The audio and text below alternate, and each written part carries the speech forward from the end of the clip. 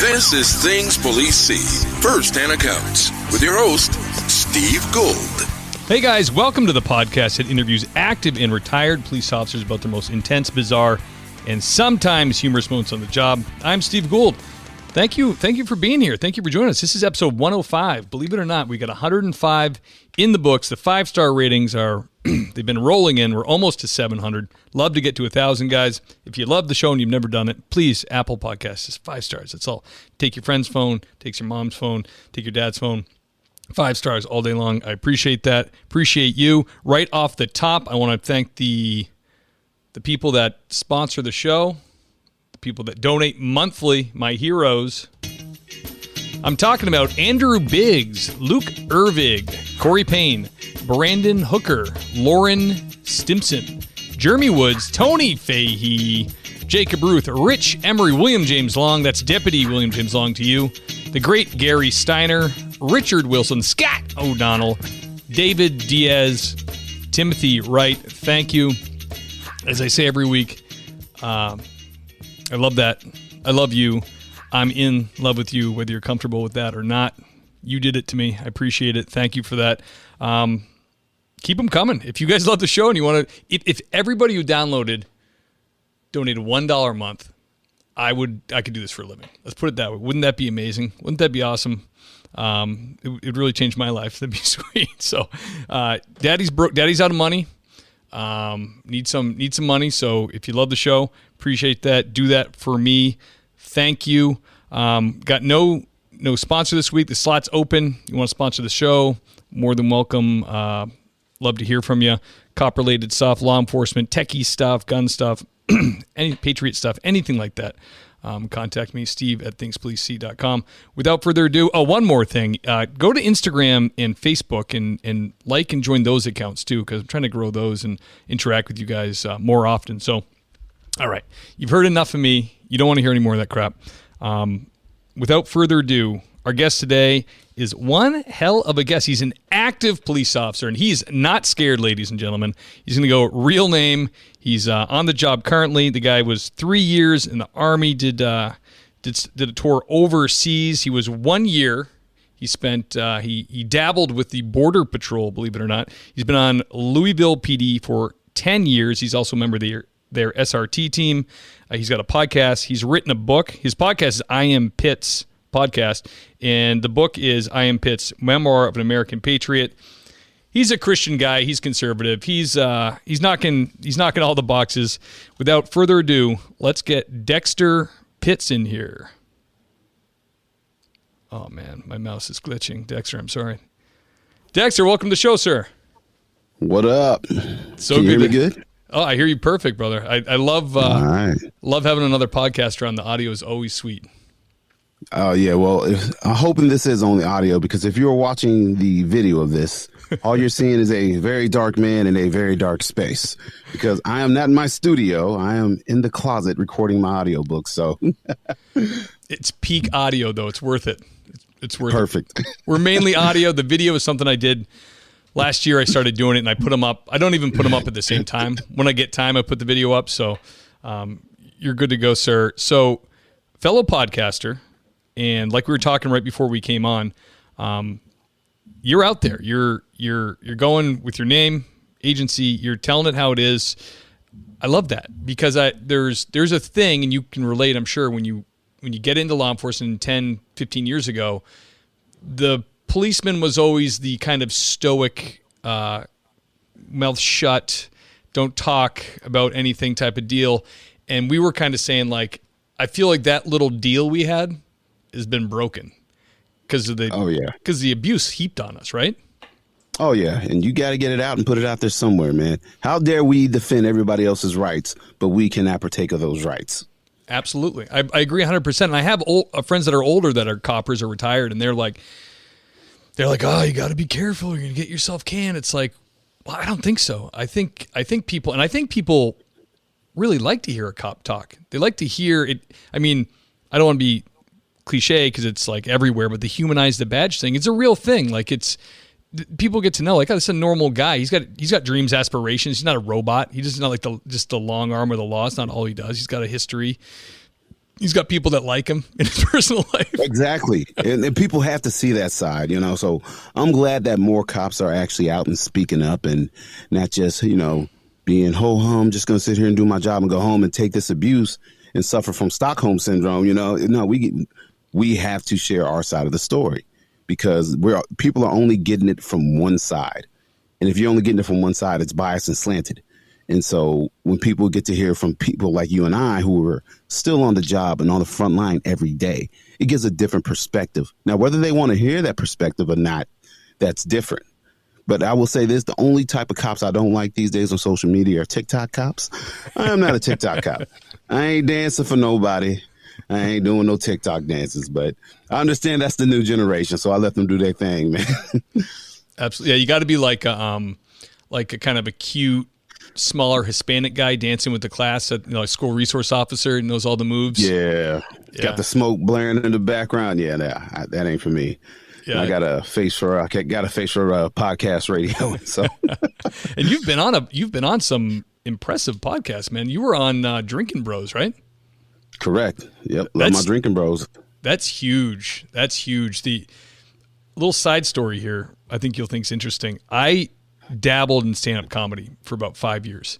And I got to the point where I was pretty confident, didn't have a ton of material, maybe had a half an hour, but a friend of mine manages Nitro Circus that nice. Travels all around with them. So when I was living in California, I get a call from out of the blue. I hadn't heard from him in months.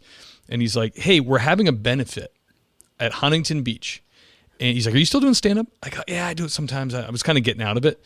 And he's like, well, we had Steve-O was going to do like some stand-up, but he bailed. He can't do it.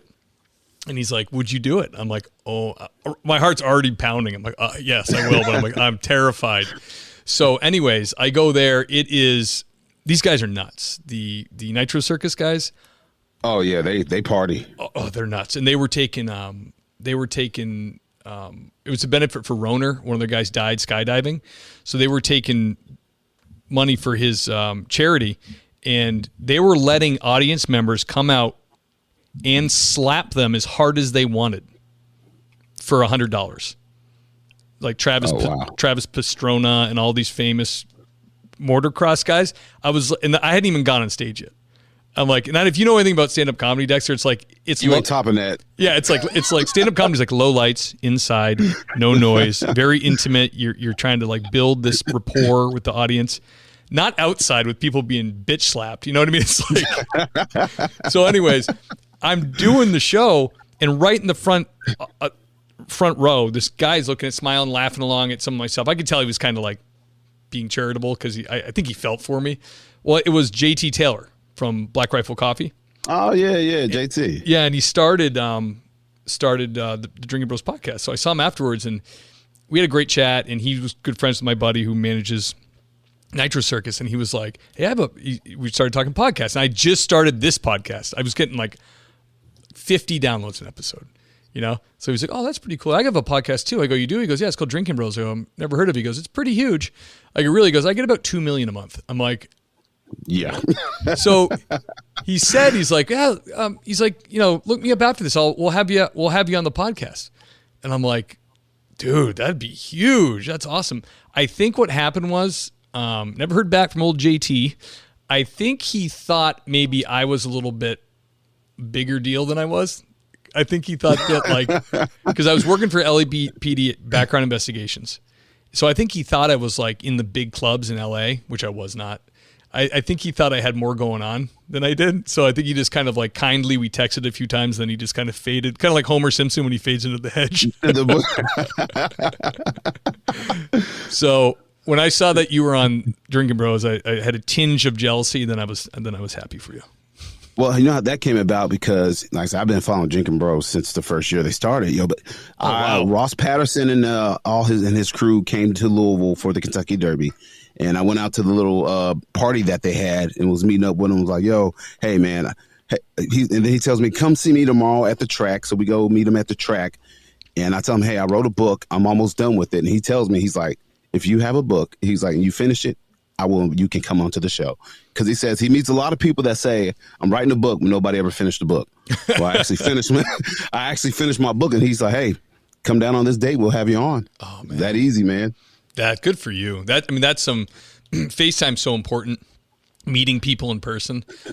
Good for you. And you finished the book. Did that motivate you a little bit more?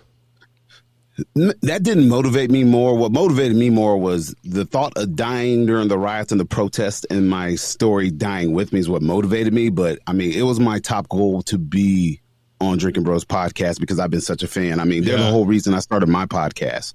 So, I mean, I attribute all my stuff to them. So, but the best thing about those guys, they are who they say they are. They really super chill guys, man. That's awesome, man. That's really cool. Let me ask you a question, Dexter, before we get into the questions I usually ask. Being a black copper like nowadays, gotta be tough during like BLM riots and stuff. Does it stifle the white BLM people screaming at you at all, or do they don't even miss a beat and just yell at you as well?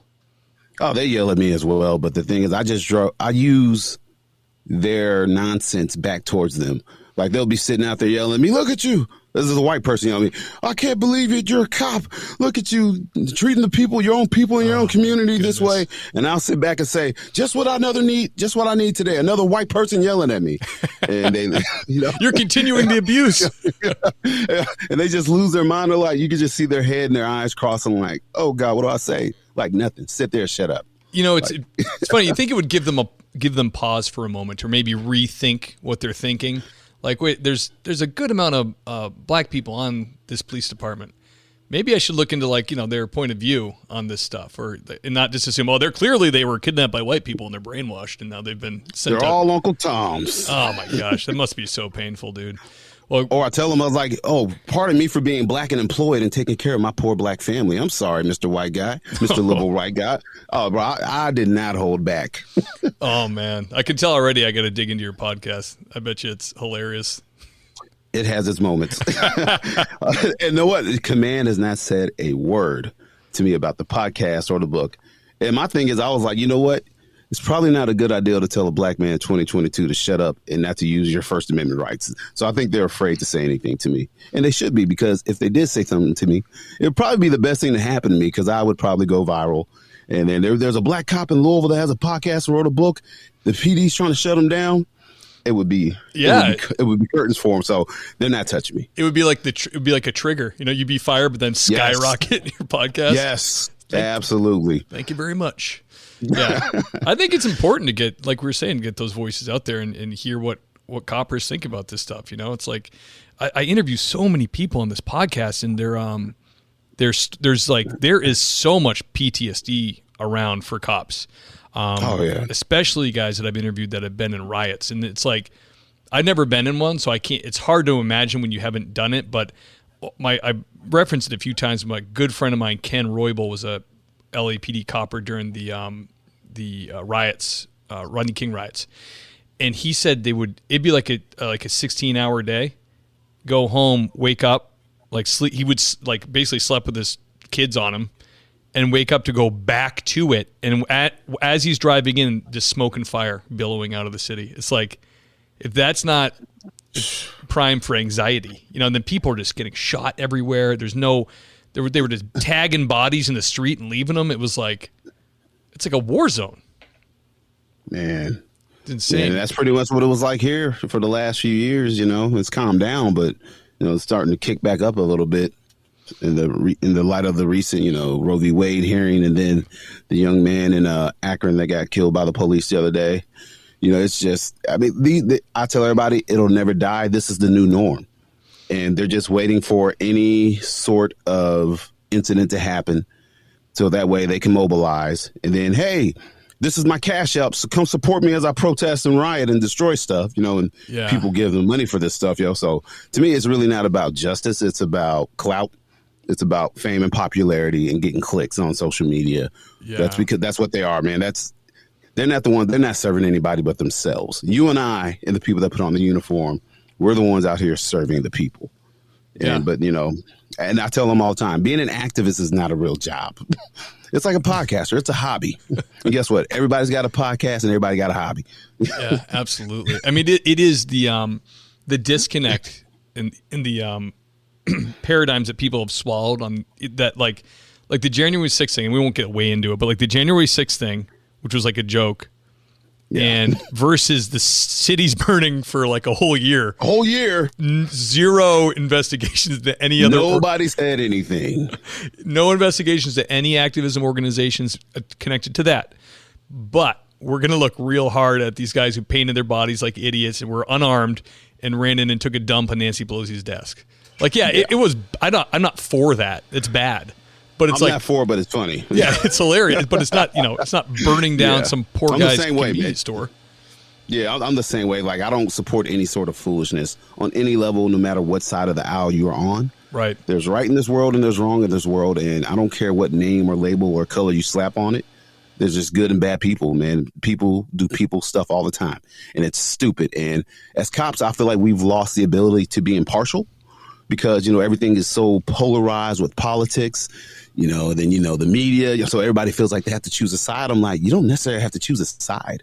How about you just, stand back and look at the situation for what it is and then go from there and make a decision. But, it's like I said, everything's so polarized. It's like you got to be all in. If you're not all in on the left, that means, you're a traitor and you're a conservative. And if you're not all in on the right with us, you're a commie liberal. We just can't have that. Nobody knows how to think for themselves anymore. Yeah. And that's why we are where we are, because everybody wants to argue with memes and short videos, but nobody wants to sit down and pick up a book and look at history and look at why things are the way they are, where we are right now. Right. Yeah, it's so cyclical too, all this stuff. It's like it is cyclical. Absolutely. Yeah. This ain't the first time in history this has happened. Yeah, it's really crazy. And I think I found that, like, we talked a little bit about this too, about 5 or 6 years ago. Carrie and I were called to the Lord Jesus Christ through the gospel. And, I don't know how many listeners I have that are Christian, but people don't mind when you talk about that, because I think they're seeing, when you have a straight line, it's so much easier to see the crookedness of the world. You know what I mean? Like when you... Oh, I like that. When you know right, it's so much easier. Like, and that's the first thing. Like, I have friends that grew up in the church, which is a blessing. But for my wife and I, who came in real late, that literally scales fell off our eyes, and we were like, "Oh wait, I'm starting to make sense. I'm starting to identify evil and see why it happens. I can see the fallen nature of man." And I'm telling you right now, if you're not Christian, just look real hard at it. Don't look at the cliche stuff and the stuff the people who bother you with it or over the top. That's not God. That's people. Yes, God doesn't fail. We're just trying to live up to it. But it really, really fixed my worldview and helped me get a good understanding of humans. And it was, although it's sad, it's comforting. You know what I mean?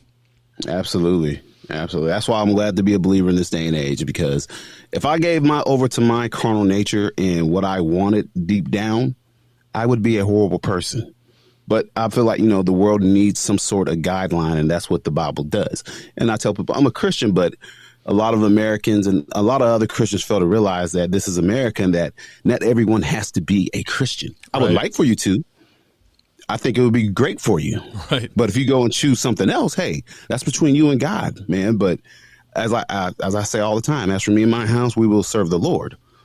And there's no other God in this house but Jesus Christ, So that's how we roll. But I don't crap on anyone other's religious beliefs. And that's the other problem is, like I said, we get so in on one side. We don't want to hear anything or try to get any sort of understanding what the other people are thinking. Right. Yeah, absolutely. 100%. Dexter, now you've been on Louisville. Am I saying that right? Louisville, right? Yeah. Oh, yeah. Perfect. Okay. I get corrected a lot. I'm not. See, we get Louisville. Yeah. Okay. I'm a little soft upstairs, so just correct me when I need it. We're going to struggle then. That makes two of us. So 10 years on the job. Can you go back to the first call you had, the first time you had that adrenaline jump and you were like, ooh, this is for real? So the first adrenaline dump I had, it will have to be, I actually wrote about it in my book. So I had been a rookie officer for a couple weeks. We made some runs and some calls, but nothing crazy. It was the first time I got to kick in a door. We go to a domestic out here in Newburgh, and my PTO, Paco, looks at me, and as we're rolling up to the door, and we can hear the lady on the inside, "Officer, please help me. Please help me. He won't get off me. He won't let me answer the door." Oh, boy. And Paco, Paco gives me the nod. And I just start salivating like, oh, yeah. And man, I just remember rearing back and I kicked that door off the hinges, something awful. Sweet. Oh, it was so beautiful. I wish we had body cameras in, but I saw, I instantly draw my gun and, I break the threshold of the door. We go in and we're starting clearing. And I see the guy in the kitchen. She's laying on the floor and he's over top of her, standing over her with a knife. And I just remember, Louisville Police Department, drop the knife. Wow. And, oh, man, yeah, no. And he actually drops the knife, backs up, gets on the ground, and this lady is just like, thank you all so much. Oh, my God, y'all saved me. Man, that was, I had not had an adrenaline dump like that since I was in Iraq. It felt so good, man. And just seeing that I actually helped this lady in her time of need, it just kind of, reinforced to me why I became a cop. And it was only short lived. Then I realized, man, how much paperwork we got to do for kicking in this door? Are you serious? You damaged property. Yep, damaged property. And oh, man, it's just a ton of paperwork. And then you go to court and then she's like, well, he really loves me. We're going to work this out. I don't really want to press charges. Like, yeah. Really? He's wearing a three-piece suit as his hair comb. Yeah, they're coming in. They got the wedding certificate. They're holding hands. We're all good now. It's just like, oh, okay. And then that's, you kind of start seeing the other side of policing like, oh, this is not really that easy to solve. You can't save everybody. Yeah. Domestics are tough, too, because it's like they'll accumulate 20 years of problems, and then you show up for 5 minutes and they're like, fix it for us. It's like this. Yep. This ain't going to work. But yeah, man, why he obeyed you? Because he knew you were going to shoot him. Oh, man, I was intense, he could feel it. Oh, yeah. Rookie cop didn't know what the hell I was doing, but I was going to figure it out as I went, man. But yeah, that was an awesome moment. That's awesome, man. What did were you on FTO or did you just have a partner? I was on FTO. I remember the next day at roll call, and my FTO was like, hey, man, y'all should have seen my rookie yesterday. Check this. You should have seen this guy. I felt good. They probably expected you were a bit of a badass with the military history and all that, but you still got to prove yourself on the road.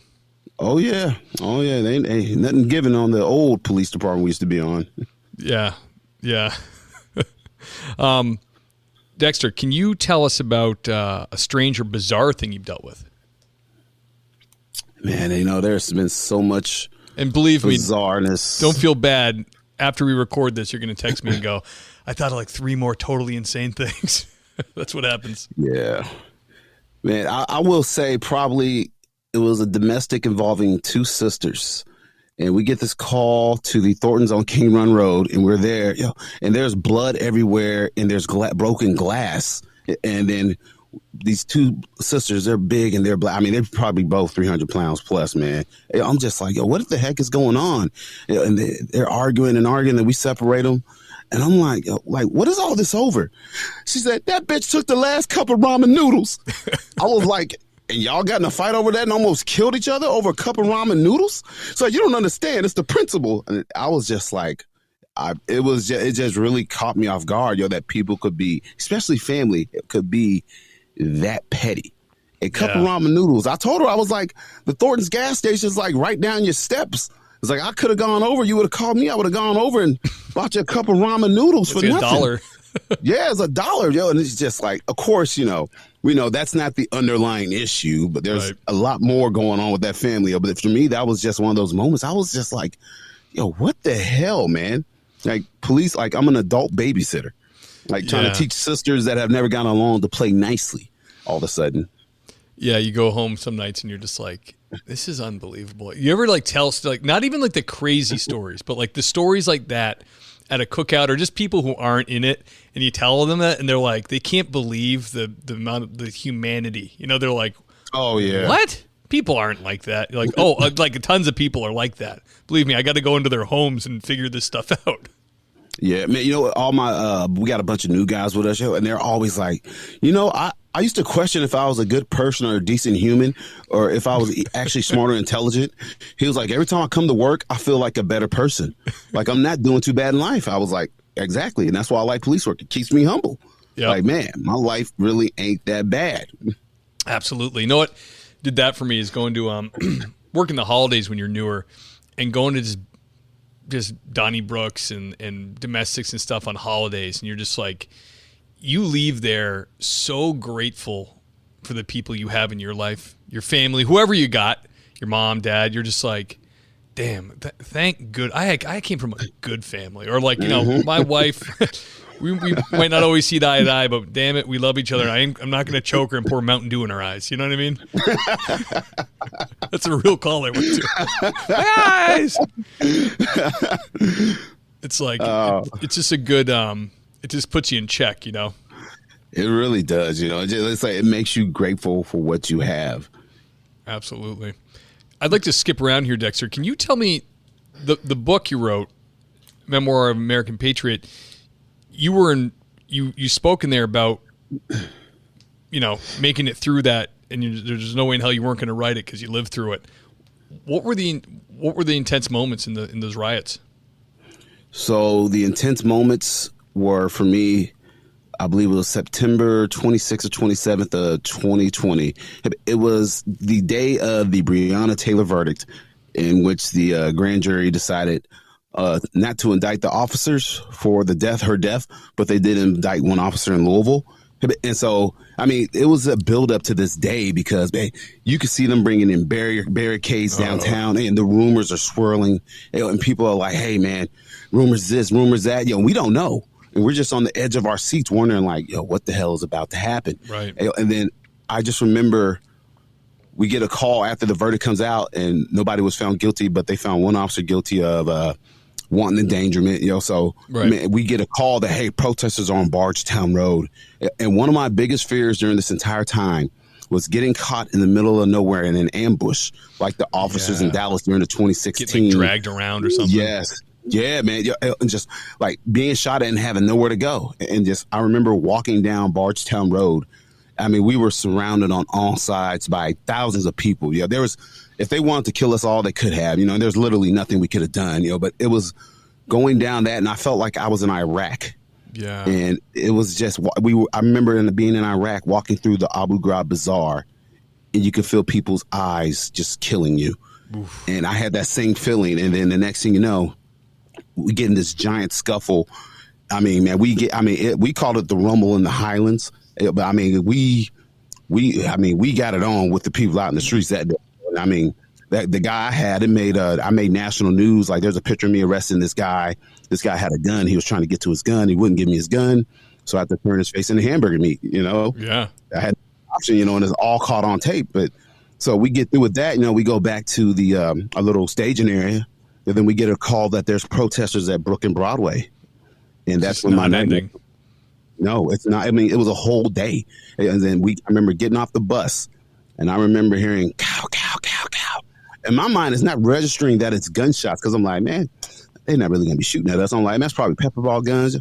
Then I'm like, I heard that little supersonic zip, and I'm like, yo, that's gun. And then I just remember hearing officers down, not officer, officers down. And my heart sank, and I just like, man, get the cover. And I just remember grabbing the first guy in front of me by the back of his vest and just pulling him back to this concrete barrier and taking cover, and then pulling out my Glock and scanning the aisle south of me, looking for whoever the shooter was, because we're downtown. It echoes. You don't know where this guy's at, man. Yeah, I bet. And then just seeing them take our two officers, put them in the back of the truck, and then driving them to the hospital. But the other concern with that was I don't know if you remember, they had those two deputies in L.A. that had got ambushed. And after they got ambushed, the protesters went and blocked the entrance to the hospital. Right. And so we were under the impression that was going to happen. And so we are running full sprint, full gear, like 12 blocks to try to get to the hospital, because we think, oh, man, the protesters are at the hospital heading that way. Yeah, I mean, we're huffing it, man, and we're beating feet to get there. But we intercept another crowd of protesters, and we have to deal with that. And then we just fall back, and next thing you know, command takes us off the line for the night. It was like, y'all are done. But thank God our two guys survived their wounds. Man, one of them recently retired. He had some controversy going on, and I will still stand up for him to this day about the controversy that happened, man. He was a great, one of the best leaders I've ever worked for. But they tarnished his name, and they forced him to resign and retire. Oh. And the other guy, yeah, man. The other guy, he's still on, and he's in recruiting right now. He took a shot to the gut. Great guy. The crazy part is, the whole riots are based off of police are racist, don't like black people. It's a black officer and a white officer got shot during this thing. And I'm like, what better form of unity do you need to see from the police than a black officer and a white officer getting shot and everybody coming to their aid regardless? Right. They don't see any of that. They don't see none of that, man. It's just, the false narrative that's spun up, and the mayor and politicians, kept pushing this false narrative for their own political gain, and it put our lives at risk. So when our mayor got punched in the face a couple of weeks ago at 4th Street Live, I did not feel sorry for him. Did not feel bad. Whoopsie pie. Hey, yep.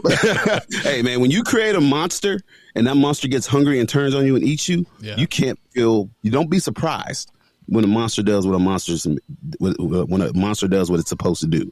So now, absolutely, yeah. I mean, man, when you get dropped off, and we actually had a guest on a while back, who buddy of mine, Bill Broadway, same thing. He was a new cop, and he got dropped off, and he couldn't get over the fact that they just left them in the middle of a riot and the bus took off. He was like, because he'd never experienced it.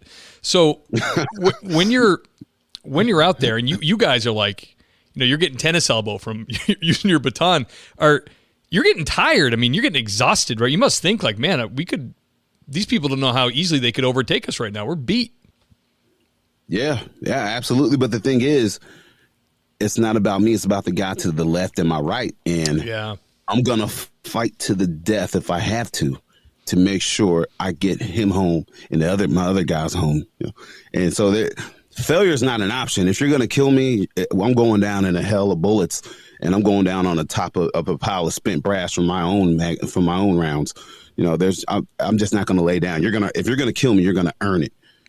So it was very eye opening, man. I had been on the SRT team and responded to small scale protests in Louisville, but nothing of this magnitude. I never thought something like this would ever happen in Louisville, because I know the people of Louisville, and I'm like, they've had protests before where they come out, they march, the mayor lets them have the street, they do their thing, they yell, they shout, and after they're done, they're like, hey, thanks for being out here, officers, and then they go about their way. And this time, it was not that. It's nuts, man. When you see this stuff on the news and you see the crowd advancing, and I always think, like, and most people do, like, how dumb are these people? They're walking towards guys in riot gear, and there's like this. The rules are different now. Like, you've been commanded several times, I'm sure, over loudspeaker. Now it's on. You're not complying. You're walking in for an ass whooping. You know what I mean? But I often wonder if where's the line for when you guys are going down and now it's time to just start shooting. You know what I mean? Because at some point, if they did overwhelm you, you guys are going to start shooting. I mean, you're not going to get beaten to death, I imagine. But nowadays in police work, you don't get any benefit of they don't give you any slack. So we would have to be like on our backs pretty much to be able to even do that. Yeah, well, it's to the point now, to where we don't even respond to small-scale protests and riots that inconveniences the citizens that we have sworn to take care of and ensure that their freedom of movement remains unhinged or unimpacted. So people now, they go out in the middle of the street and they take over an intersection, and people that are just trying to freely travel, we don't even respond because commands like, it's not worth it, because these people want to pull us out and engage us and get into a fight. Then that'll draw more people in. Don't look at the police doing all this unjust stuff to citizens, while they don't take into account the fact that these people are stopping these other people from freely moving, freely traveling, But it's because of that, I feel like we've turned our back on our citizens. And I hate that, because we've done it for politics, because the police department and, the mayor and his staff are scared to engage with protesters that are breaking the law. And it's just one of those things where it's like, we can go engage, but if we do engage and it goes bad, we know they're not going to go to bat for us. If we have to shoot somebody, they're going to try to make an example out of us. So it's kind of one of those, we've become a reactive police department, and I hate it for the citizens, because, we are now having record high homicide numbers here in Louisville. Yeah. I never thought I'd see the day we would hit 198 homicides last year. Wow. We're already at the halfway mark. I was on a scene the other day. This young black kid took a .223 shot to the head. Oof. And that is, and at the bottom of his feet, there was a Glock with a drum magazine on it. What? And man, these kids out here are strapped, son. They are, well, yeah, they are loaded. I mean, they're the ones doing all the shooting and killing out here. We had another kid killed here the other day, but nobody says anything about it. Yeah. But you got Jalen Walker that gets shot and killed in Akron by a bunch of cops. Everybody's up in arms, but we don't care about the simple everyday crimes that go on in the black community. But we care about this one incident in which a guy's driving a car, doesn't stop, bails from the car, or shoots at the cops, bails from the car wearing a ski mask, and then gets killed. You know, we make a big deal out of that, but we don't care about the smaller incidents that happen across these communities, man. And it drives me crazy. Yeah, it is. It's awful. It's like you're saying about the riot stuff. It's like they start building their straw man early on. Like they want you to come out. They want you to come out so they can, start building that narrative for you. And as far as the shootings, man, geez, I saw a video the other day online, and I was wondering if it was real or not, and it seemed like it was maybe from your area. You could probably tell me, but there was all these school kids, and in their backpacks they had like Glocks. That was Chicago. I saw that. Oh man. My gosh! I was like, that was crazy. Is this real? Yeah, that was crazy. I was just like, and homeboy lifted up his shirt. He had the SBR. I was like, what the heck, man? Yeah, these kids don't care, man. Yeah. Where are they getting these guns? It's insane. I'm sure they're all legal permit holders. Yeah, I'm sure they were all purchased legally. Yeah. Oh my gosh, it is insane. I mean, when we were living in LA, just before we left, Gascon started holding neighborhood meetings, and LAPD puts a lot of work into all the different neighborhoods. East LA, South Los Angeles. It's not like they're not trying. They have cops there. They have neighborhood meetings all the time. They're trying to be in the community. But Gascon held this meeting in South LA, and it was so wild. It was like this woman stands up. She said, "My son was murdered by the police. And what are you going to do about it?" He's like, I know of this case. We're going to reopen it. So I'm like, I looked the kid up. He opened fired on police. He had killed and raped a woman. He was shooting at the public. He was running around like a madman, and the cops killed him, of course. And this woman, because it's her son, is somehow believing that he left home and the cops did this to him. He was on his way to Bible vacation school, man. He was going to preach to the children. He's going to VBS. He was going to VBS. He was going to the soup kitchen to feed orphans. Yeah, he's a youth pastor. What are you doing to him? It was just the way it went down, and how he took it serious and then legitimately tried to reopen it, and they actually had to tell him, his ADAs were actually, this is almost impossible to open this case because the guy's such a criminal. Sorry to tell you, but your son's a turd, but yeah, he's no good. He was a monster. He killed a lot of people. So and that's the problem. The communities put so much on the police and at the police feet, stuff that you and no cop can control. Yeah, because we are talking about a culture that hasn't been infused with distrust of the police since slavery, and I mean, you can do that with any minority community or a community that is impoverished. The police have never been socially accepted or wanted mostly. Right. It's needed, but we are not going to be able to come in there and change that community. We can help. We could be a tool and an asset, but it is up to the people that live in that community to change that culture. Just like if we want improvements on the police department, I don't want a civilian review board full of people that have never been trained in police work and don't know anything about police work. Yeah. I want it to be people like you and I that see errors on the police department to go in and say, hey, this is wrong. This is what needs to be made right. Because we know the culture. We know the people. We can make those changes from the inside as opposed to somebody from the outside coming in and us depending on them. It doesn't work that way. Yeah, nobody wants that. Nobody does. Yeah. Friend of mine I made at LAPD, she was a P3, and see her in the lunchroom once in a while and on the floor when we're doing backgrounds. And I just thought a lot of her. She was really, really, really funny, really caring, great cop. Played a college ball. She's 6'1". I think female. She made him build dunk. I don't know. Her name was Dee, but she was awesome. And she grew up in South LA. So I had to, when I got comfortable enough with her, I said, I got to ask you, you really killed it. Like she was a school teacher, then she became a cop, and she said she grew up in this horrible neighborhood. And I said, how does it? What's the difference between you and like your friend that didn't? And she said, honestly, my mom and dad. She said it was like I was not allowed to play in the streets. I went to a slightly better school, but it was taken there by my parents. I came right home. Anything I did after school was like a very controlled program where street kids couldn't get into it. Like it was, and it was, that's all. She said it was just mom and dad laying down the law. Just not, dad stayed in the home and they didn't let me play on the street. Like I couldn't go out, and my friends that did, eventually they went on their path. But she said that as far as she could see, that was the only difference. Wow. And I tell people, man, parents are so important. Parents are vital. But the problem is that was one of my biggest issues with Black Lives Matter. It was on their website. They said that one of their main focuses was to destroy the nuclear family. Yeah, I read that. Yes. America is only as strong as our families are. And guess what? America does not have strong families right now. The family structure in America is broken at its core. And because of that, we have all these crazy ideals permeating at the lowest level, pushing, mistrust and fear and illusions out here. We're now in a place where we believe that, hey, men can have babies and men can have periods. And it's just like, that's never been the case in human history, yo. But we don't have, there's never been a man that's given birth. But society and culture saying this is real, this is actual. But we don't have enough families to sit back and push back and say, no, that's not happening. Right. And so kids, where do the kids mostly do well nowadays? On the internet, social media, in these make-believe made-up groups. There's an emoji of a pregnant man. Exactly.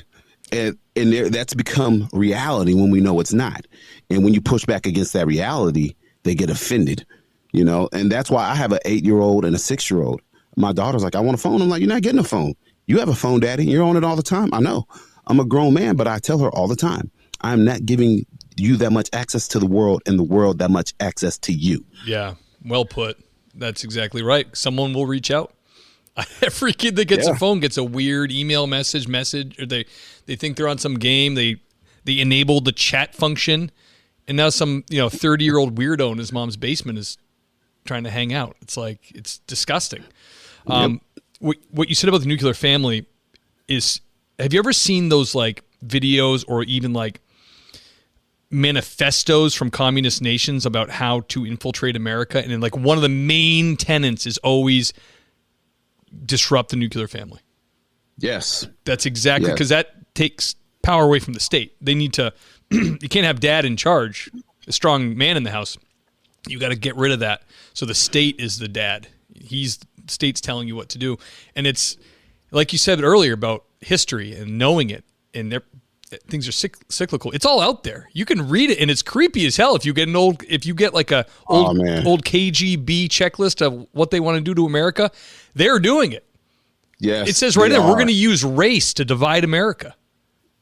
Congratulations. And that is exactly what they have done over the years. I've read, like I said, I just recently started diving into the whole, communism and seeing how it's, been enacted today. And I've read a couple books. There was a guy, forgot his name, but I think it was called the Color, Communism, and Common Sense.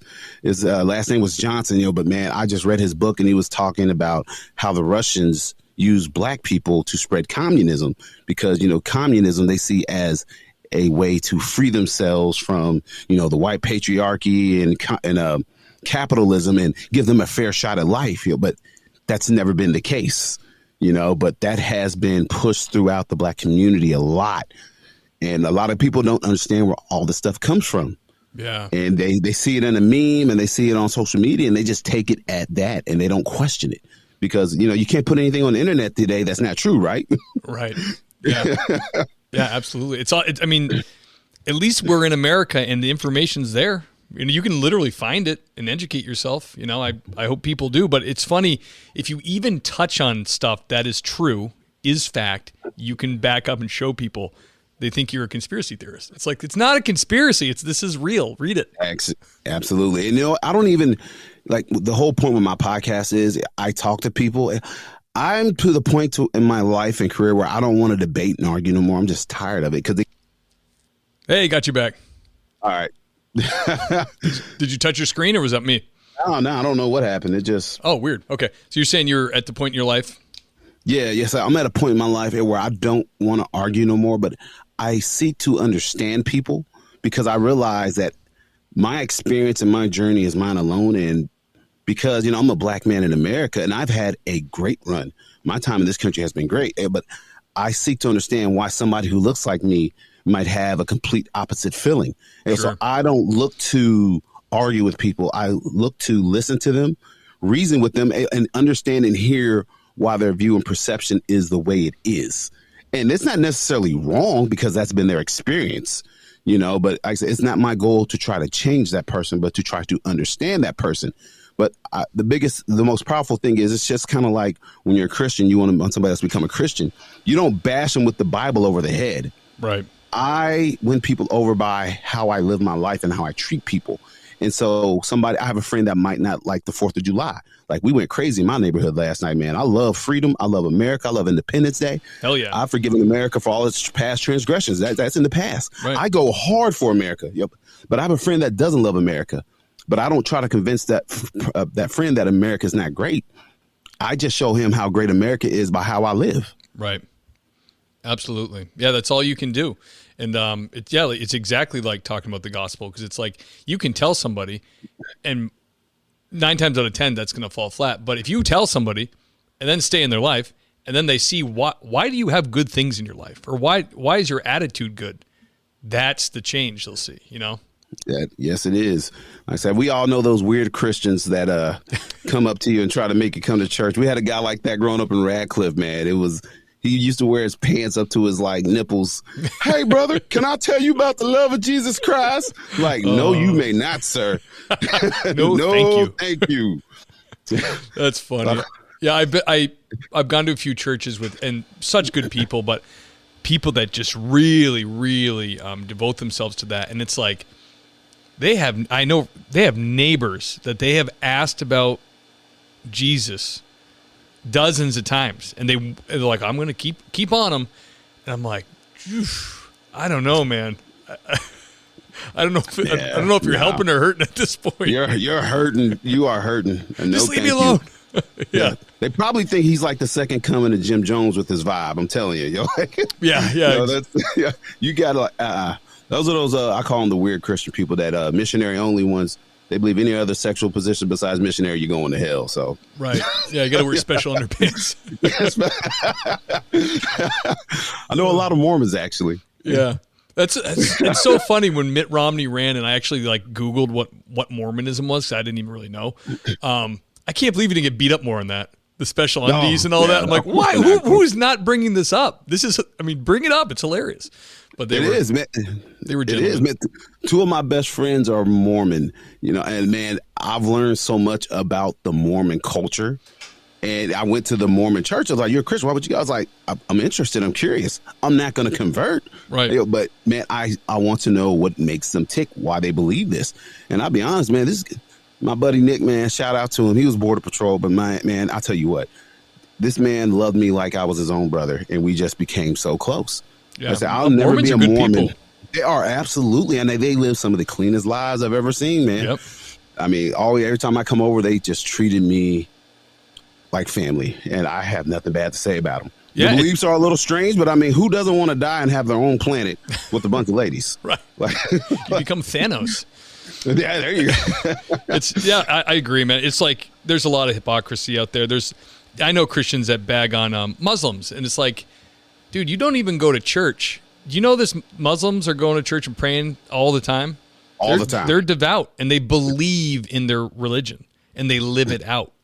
And you're just going to trash them. Not even you. Just I was saved. That's that. Oh, that's it. That's just I was saved.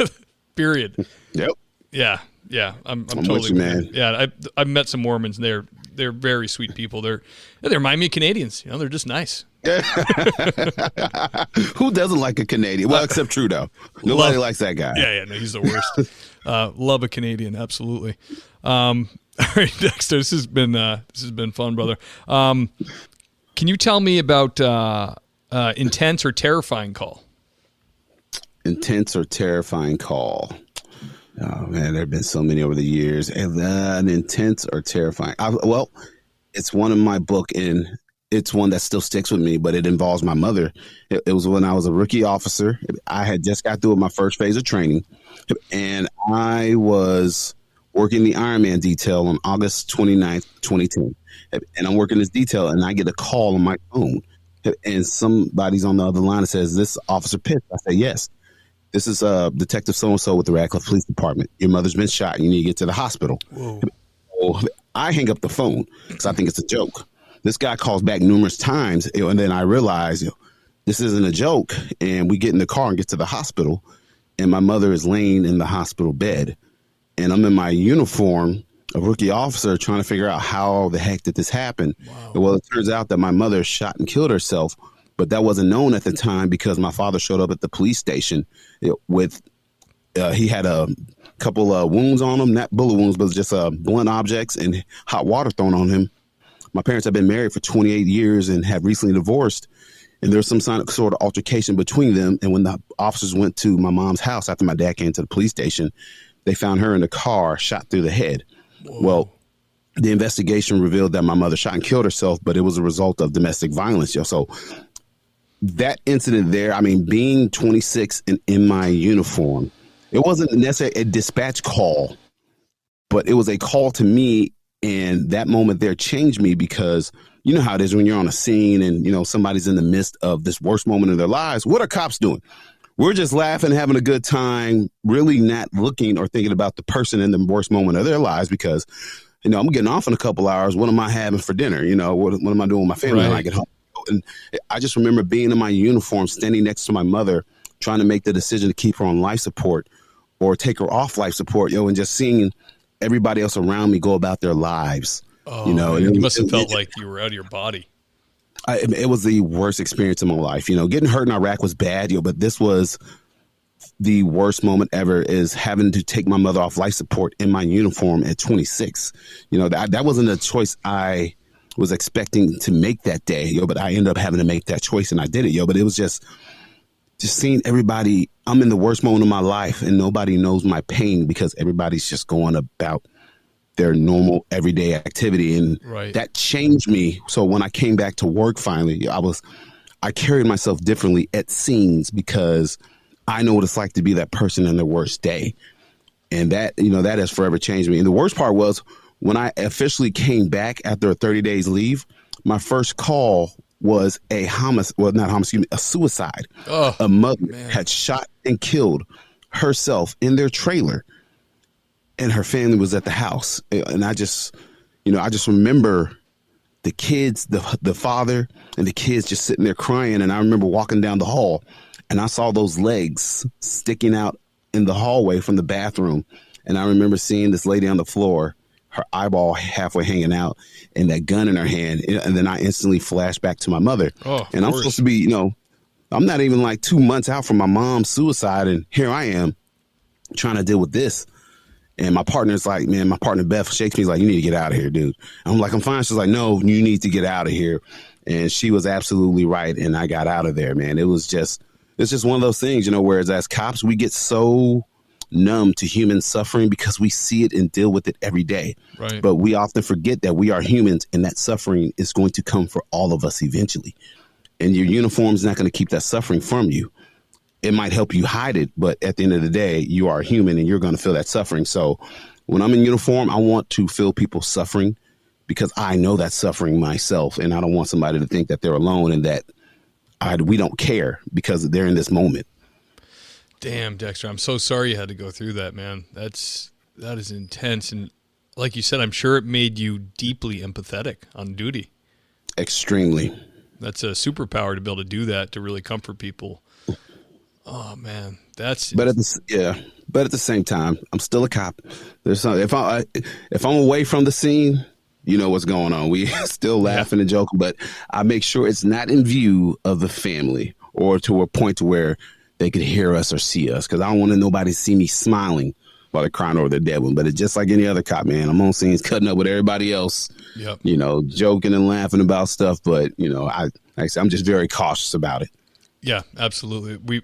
It comes up a fair amount on the podcast, or it has before, about it's kind of like the dark humor that comes out, but it's like I remember being a young cop on at a dead body and feeling that inclination to kind of lighten the mood, but then a senior guy doing it, then being like, okay, that is what they do. That's what they do.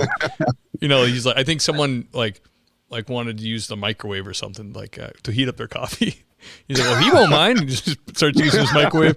And I'm like, oh, all right. These guys are like, it's like a pressure release valve. It really is. Helps you. If you just all stood there stone faced at a horrific thing, I think you just lose your mind, obviously. I remember we was on a scene not too long ago, and this lady came up, that's my nephew. And she walked away, and I looked at my partner. I was like, #was.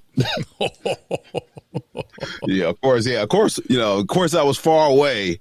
Of course. She wouldn't hear that. But of course. But when I was attending to her, I was the most sensitive, caring, and I really do care, But of course. At the same time, you just can't carry that load with you emotionally, then go home and love on your family. You can't function and operate as a cop every day being that in touch with everybody. It's not possible. Absolutely. Like you said, that pressure release valve, man, we got to. But like I said, you just got to be smart about it because there's cameras everywhere now. You got a body camera on, so you got to you got to be careful. Yep, absolutely. We used to, I was a cop on Cape Cod for 10 years, and we had National Seashore Park Rangers, so federal rangers in town. And they had body cameras like way before anybody else because the feds just do that. So they had the body cameras and none of us had them. So when we'd go help them out with like a crazy person or someone running around naked or whatever it was, we would just start cutting up and they'd always be like pointing at the camera. I'm like, damn it. But we weren't, because we weren't used to it. So we hadn't like developed that muscle at all. But we were always saying stuff. I'm like, oh man, afterwards, you freaking snitches. Yeah, I'd be like later, I'd be like, hey man, he'd be like, don't worry, but my supervisor doesn't. As long as like no one heard, and it's like they don't.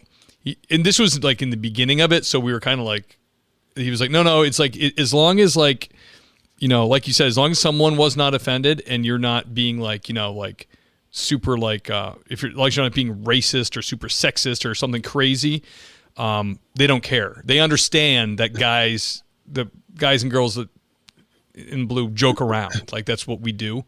And I said, oh, thank goodness, because and then come to find out when I was at LAPD, they have like one guy that just goes through and like deletes the body cam footage of people who took a piss and forgot to take their thing off. So it just happens. Things that guy has probably seen. I wish. Yeah. Some lieutenant got the short straw. He's like, you are deleting inappropriate footage. How long were you LAPD? I wasn't on LAPD. I left here and I went to Southern California, lived in LA, and I got on their background unit. So it's personnel. Okay. It's the Bureau of Public Safety for the personnel department. So there's LAPD backgrounds, there's LAFD backgrounds, and then also we would do like park rangers and like important officials, like the chief of police, whoever, like if there was a big thing coming, some person, we would do theirs, mayor or whatever. So I worked on the PD side. So on the floor, there's probably, when I was there, I think 20, 25 of us doing backgrounds. And then LAPD had their own 5 uniformed officers in the division. Obviously the chief just wanted to have his guys there, his eyes and ears in the unit. So it was civilian, except for the 5. So mine was non-sworn, and then there was sworn guys there. It was a really awesome experience. But they did tease me. They were like, there is, like, if you have one of the more modern academies from the Northeast, you could probably get into patrol. And I'm like, no way in hell I'm doing that. Nah. Because this was 2016 too, and when people just started losing their minds. When Trump came in. Was this the Chris Dorner incident? That was before then, wasn't it?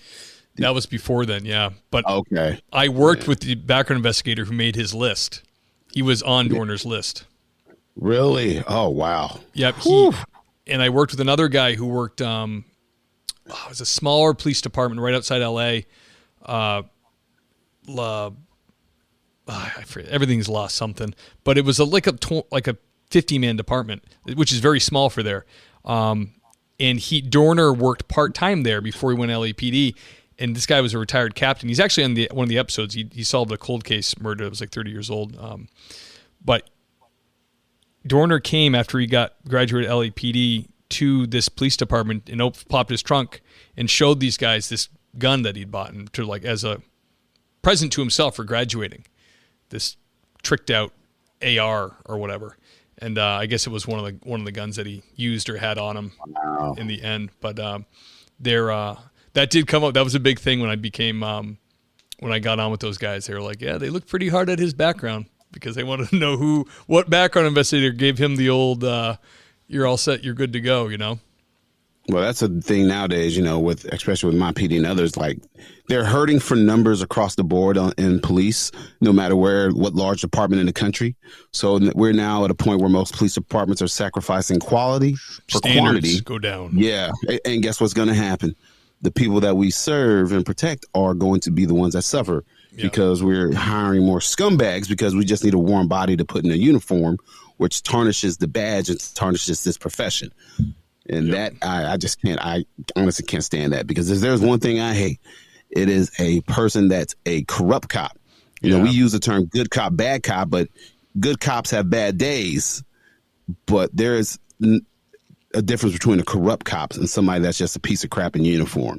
That I can't stand. I will fight against that every chance I get.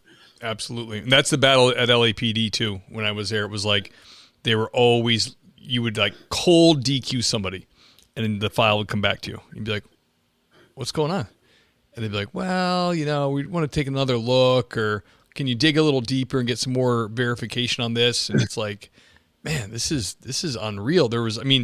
I worked with guys that said when in the good old days when people like LAPD was prestigious and people wanted to work there, like they DQ you for anything. The guy just had a bad feeling about you. Like, yeah, he'd never been in a fist fight. He didn't play sports or whatever. It's like, I don't feel like he's tough enough. What they would DQ people. But now it was like they had this, we would do the background and then across the hall, there was a civilian oversight committee, like caseworkers. Then they would review for standards but these people are completely removed from police work. All the backgrounds people were either cops or retired cops or ex-cops. Then they got the civilian side involved. So it was, I mean, the background process at LA would make your head spin. And they also do their own, racial formulas, which they're not supposed to do. They do their own, like, well, the city has this many Hispanics, so the police department should have this many. Like, they would play these games with races. And I was told several times by people who work there, like, this is not legal to do. No, it's not. It's checkbox hiring. I mean, we now have a diversity and inclusion adjutant. You know, I'm like, why? This is horrible. I just can't. It's checkbox hiring. There's a situation right now I'm involved in that I can't really talk about because it made me so mad. Yeah. But we've hired this person. I'm just like, this is going to end horribly. And I told all my buddies, y'all heard it here first. Just I want it to be known when it goes bad that I said not to do this because, man, I'd rather have 100 white officers that I know that are super solid top guys on this department. Then we lower the standard and bring on somebody that's a person of color like myself or a black person. I don't know whatever they want to call me. I don't know. But, you know, just a whole team of them. And because I'm not as up to par and as good as a quality, you're not going to get anything done because that one person, man. It's like we have to throw out color and all that stuff. We have to focus on character and what have you done? Because you could take 100 white officers into a community and help change that community because those are good officers. But if you lower the standard and just hire simply because this person looks like they're part of the community, you're not going to get anywhere. They might be able to connect a little more, but that's not going to solve the issue. Right. Absolutely. Yeah. And that's what it just doesn't work. I mean, but like you said, it's all virtue signaling for the politicians. That's all it is. They just want to be able to say that they did it. It was like, okay, I was low, man. You know, couldn't get lower than me. So I was like, okay, whatever. I'll give you my recommendations. And then the good thing is, too, they would let you stick to your guns. No one strong-armed you. If you just said no, you could say no again. Be like, I already said no. If you want to take this to some committee and the PD wants to overturn it, they own it. But they knew that. So they very badly wanted you to overturn it. So there was situations when we would be like, no, I'm not changing. I already signed and gave my opinion. Like, it's going to look kind of weird if I add another opinion, right? Unless you throw that other one away, which you're not supposed to do according to Post. So it gets a little dicey, but they're hurting. It was like, we were double poly fails. We're like, why are you doing the polygraph? Double poly fail. Work the case. Jeez. Like, why are you doing polygraph if the double poly fail can get a job? It's like, just don't do it then, because it looks weird, And then these guys turn around and go rob a store while they're on duty, and then they're like, how did this happen? Well, we could tell you why, but you're not going to listen to us, so what doesn't matter? Yeah, they start getting gangsters. They start getting people that are like, hey, why is this guy running all these, names and Corey and stuff like that? Oh, it's because he's in a gang and you hired him. So congratulations. Dexter, can you tell us about a positive or heartwarming scenario? Positive or heartwarming scenario. So a couple years ago, I was working in the hood in the West End here in Louisville, and my buddy Damon Green was like, yo, I want you to come with me and talk to these kids at this school. This was after the Mike Brown thing had happened, when people were already starting to hate the police. And so I went in there hardcore supercharging, like, you all need me. You don't know it. I walk away from this job and I'll just let you all sit here and kill each other, all this, and I won't care, not another. I went super hard. I was so hardcore cop, Mr. Super Conservative, and I had my entire defense barrier broke down by this little black girl. She was so pretty. She was probably 10, 11 years old, and I'm just going hard on all these guys, and she says, but if you leave, who's going to protect me? Oh man, dude, I felt so small after that, because I had put my ego. Yeah, dude, man, that hurt me, and I was just like, it just warmed my heart. It was just like, somebody here sees the value in me in this uniform. Yeah. Somebody sees the value of having cops in the community. It could be a whole community of knuckleheads and everybody hates the police, but that one person is what we do it for. And that just really, man, that was another one that changed me, where it's just like, man, you got to realize that we're only dealing with a small percentage of the community that's scumbags, and everybody else is mostly good people just living in a bad part of town. And they're scared. They're terrified of these people that run their neighborhood. But I am the only person standing in between them and that scumbag that wants to come and jack them for their Jordans, Yeah. And so that's it. That's why I say I love this profession, no matter how bad it has gotten. I don't hate getting up in the morning and putting on my uniform and going to work. There's some days are better than others, but for the most part, man, I still wake up happy to don my uniform and go to work, because I always think about that little girl in that meeting. And I just always hear in the back of my mind, if you leave, who's going to protect me? So that's why I stay doing what I do. Yep. Sometimes God just gives you what you need, huh? Absolutely. Yeah, that's fun. That's great. Dave Escoto has come on the show twice. He was the LAPD homicide guy. Hilarious guy. But he said something similar. He said he knows it sounds bad all the time out there, and it's like it's easy for us to get worked up. He said one of his favorite things was the people. He said, I went into all the neighborhoods, all over LA, good and bad. And he said, in the bad neighborhoods, it's just good people in bad situations. A lot of it, he said, most of it is just, it's not that bad. The people are nice. And you get in their homes, and abuela's bringing you soup, and they're just caring, normal people, but they're just in a war zone. So what do? They just shut their doors and they don't come out. You don't see them. You know what I mean? You don't see them. They're not vocal either, because they don't want to get hurt. They're just keep their mouth shut, keep their nose down, go to work. That's most people in these communities. So that's really poignant to say. Dexter, popular question here. A lot of people listening to the podcast are either in the process, in the academy, or thinking about. We've had people listen to podcasts for like a long time and like become cops. Like they're on the fence, but they heard all you guys talking and they were like motivated. Do you have advice for new police officers or candidates that might become police officers? One thing I can't stand is when I hear a lot of cops say the job is dead, and we're now in the social media age where we're glorifying people quitting and walking away and throwing the finger to the profession, the badge, and saying this is the worst job I've ever had. Drown all that crap out. because if this was such a bad job, why did they stay here for so long? You have to look at your convictions and what God is putting on your heart and what's on your mind. If someone can talk you out of doing something that you really wanted to do, if someone can talk you out of your passion, you have to question, was it ever really your passion? You know, and that's one of those things with policing.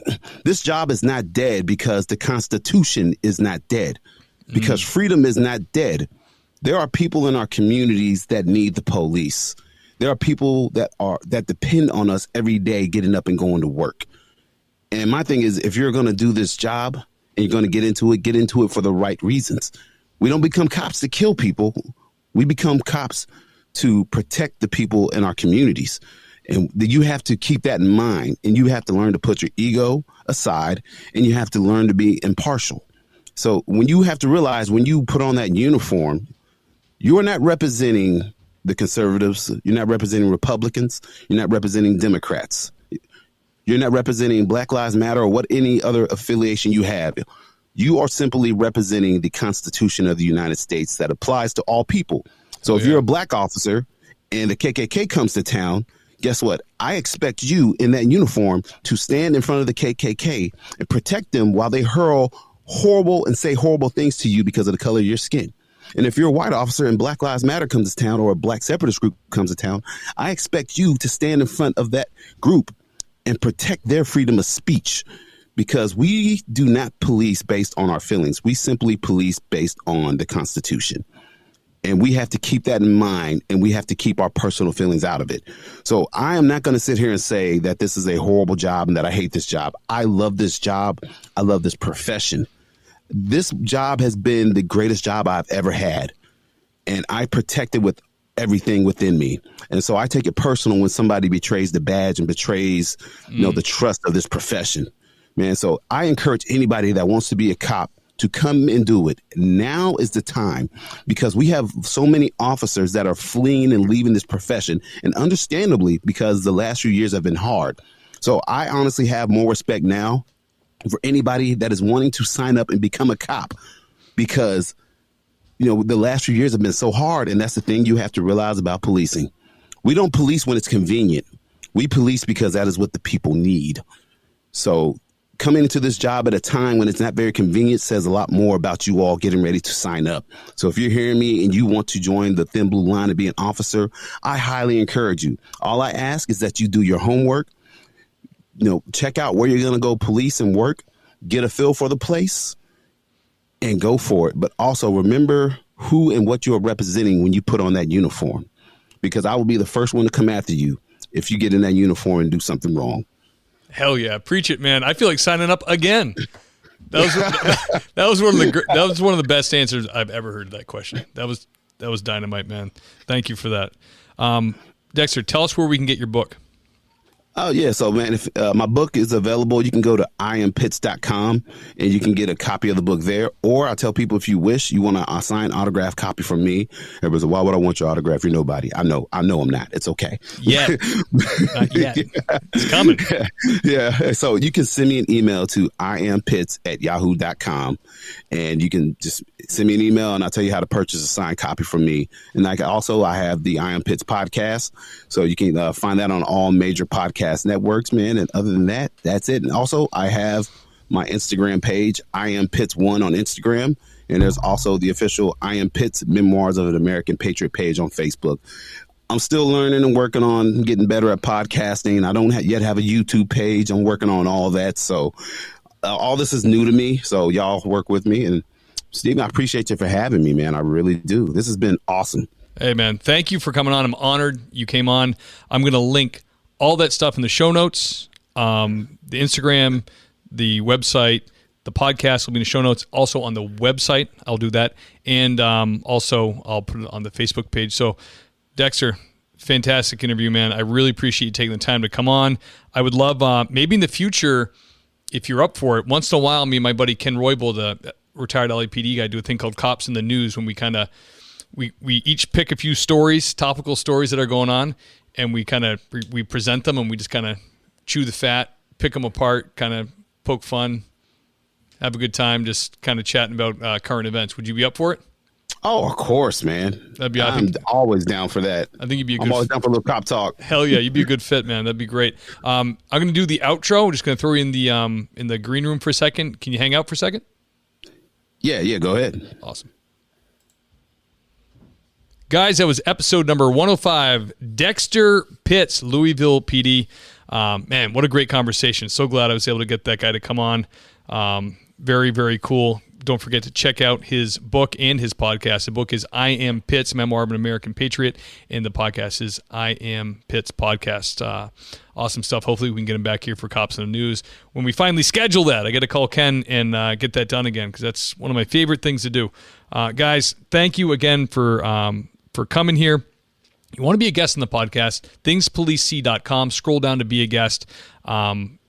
Quick little blurb, Just want to make sure you got a few years on the job and you got a few stories. You've seen the format. The show's about an hour. If you feel like you got some stories you'd like to share, I'd love to have you on. I want everybody from Hayseed PD to NYPD. Everybody loves to hear a cop talk, and some of the most favorite episodes I have are coppers from like the Midwest talking about the area they do. So love to have you. And if you want to reach out directly, Steve at thingspolicec.com. I'm always forgetting something, but I think that's it. 5-star review on Apple Podcasts. I harp on it all the time, but it really does help. Please do that for me. And that's all I got. I'll see you next time.